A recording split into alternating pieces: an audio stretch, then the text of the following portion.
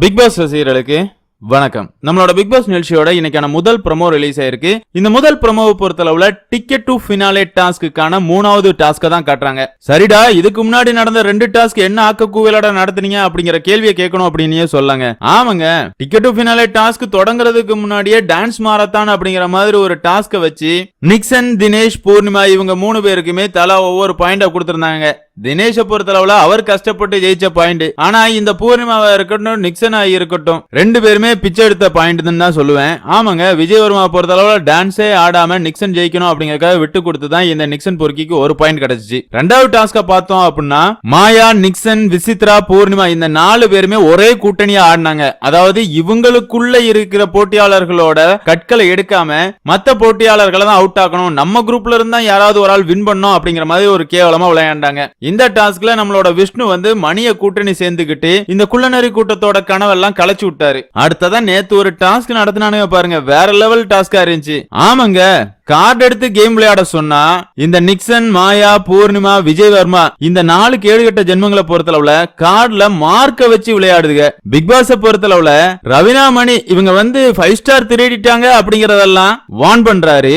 அதே நேரத்துல இந்த டாஸ்க்கு இன்னொரு நடுவரா இருக்கிற அர்ச்சனா வந்து கார்டுல மார்க் பண்ணி விளையாடுறானுங்க சார், சீட்டிங் பண்ணி கேம் விளையாடுறானுங்க சார் அப்படிங்கிற மாதிரி பிக் பாஸ் கிட்ட கம்ப்ளைண்டே பண்றாங்க. இருந்தாலும் பிக் பாஸ் அதை பத்தி எந்த கேள்வியுமே கேட்கல. மணி, ரவினா, விஷ்ணு இந்த 3 பேருமே அவுட் ஆனதுக்கு அப்புறமா அந்த எவிக்ஷன் கார்டை தூக்கி ஒதுக்கி வச்சிருங்க அப்படிங்கிற மாதிரி சொல்றாரு. எதுக்காகடா இவ்வளவு ஓப்பனா மாமா வேலை பாக்குறீங்க அப்படிங்கிற மாதிரி தான் இருந்துச்சு.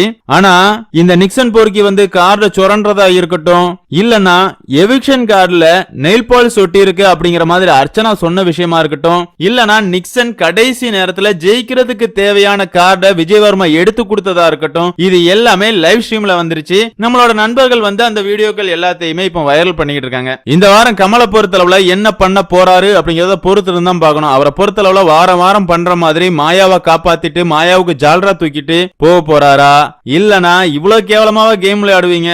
அதுலயும் குறிப்பா இந்த நடுவரா இருந்த விஜயவர்மா வந்து வெறும் எச்ச பொறுக்கி அப்படின்னு சொல்லலாம். அவனை பொறுத்தளவுல நிக்சன் ஜெயிக்கணும் அப்படிங்கறதுக்காக என்ன வேணாலும் பண்றான். அது மட்டும் இல்லாம மாயாவுக்கு அடிமை வேலை தான் பாத்துக்கிட்டு இருக்கான். மாயா என்ன சொன்னாலும் சரி, மாயா தான் நல்லா கேம் விளையாடுறா அப்படிங்கிற மாதிரி பேசியிருக்கான். இந்த 4 கேடுகட்ட ஜென்மங்களும், அதாவது மாயா, பூர்ணிமா, நிக்சன், விஜயவர்மா இந்த 4 பேருமே நாங்க குரூப்பா விளையாடல, நாங்க கேம நேர்மையா விளையாடுறோம் அப்படிங்கிற வார்த்தைகள் எல்லாம் பயன்படுத்தும் போது நமக்கு செம காண்டா ஆகுதுங்க. இதுகளெல்லாம் எப்படி கழுவி ஊத்துறதுனே தெரியல. சரி, என்னதான் இருந்தாலும் இன்னைக்கான டாஸ்க் என்ன அப்படின்னு பார்த்தோம்னா கில் ஆர் ஸ்டே அப்படிங்கிறது தான். அதாவது இந்த டாஸ்க பொறுத்தளவுல 2 பேர் கலந்துக்கிறாங்க. 2 பேருமே எதுக்காக இருக்கணும், நீங்க எதுக்காக போகணும் அப்படிங்கிற மாதிரி வாயில தான் பேசிக்க போறாங்க. கடைசியா இவங்க பேசினதெல்லாம் கேட்டுட்டு எதிரில இருக்கிற நபர் இவங்க விளையாட்டை தொடரணும்னு நினைச்சாங்கன்னா ஸ்டேயையும், இவங்க வெளியேறணும்னு நினைச்சாங்கன்னா கில் அப்படிங்கிற கார்டையும் காட்டுறாங்க. இந்த ப்ரோமோ பொறுத்தளவுல ரவினா, பூர்ணிமா இவங்க 2 பேருமே முதல்ல விளையாடுறத காட்டுறாங்க.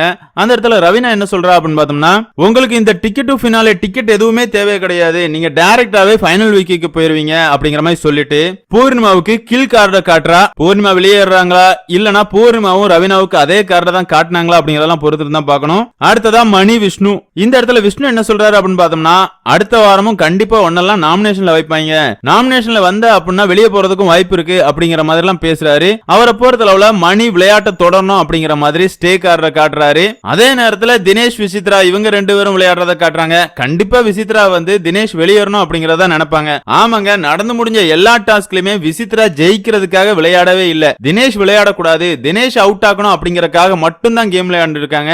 அதே நேரத்தில் தினேஷை பொறுத்தளவு அவர் கேம் விளையாண்டு இருக்காரு. விசித்ரா எதுக்காக இந்த அளவு தினேஷ் மேல வன்மத்தை கொட்டுறாங்க அப்படிங்கிறது நமக்கு புரியாத புதிரா இருக்குது. அடுத்ததான் மாயா, நிக்சன் விளையாடுறத காட்டுறாங்க. இதுல மாயா என்ன சொல்றா அப்படின்னு பார்த்தோம்னா, சில பேர் வந்து இந்த வாரம் வெளியே போயிருவாங்க அப்படிங்கறதெல்லாம் தெரியும், சில பேருக்கு இந்த கேமும் இந்த டாஸ்க்கும் ரொம்பவே முக்கியமா தேவைப்படுது அப்படிங்கிற மாதிரி சொல்றாங்க.